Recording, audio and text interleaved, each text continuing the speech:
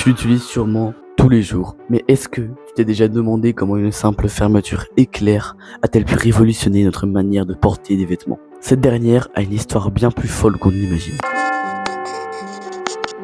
Ashura. Avant son invention, fermer un vêtement était bien plus compliqué. On utilisait surtout des boutons, des lacets, des crochets, des méthodes parfois longues à mettre en place et pas forcément pratiques et durables. L'idée d'une fermeture automatique apparaît à la fin du 19e siècle.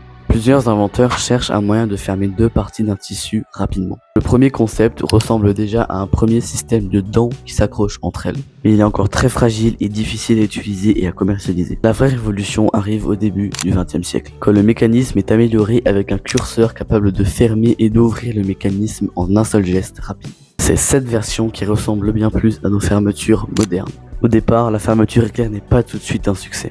Elle est surtout utilisée sur certaines chaussures et accessoires, car beaucoup de personnes ne veulent pas changer et préfèrent garder les boutons classiques. Avec le temps, elle devient incontournable. Elle change la mode.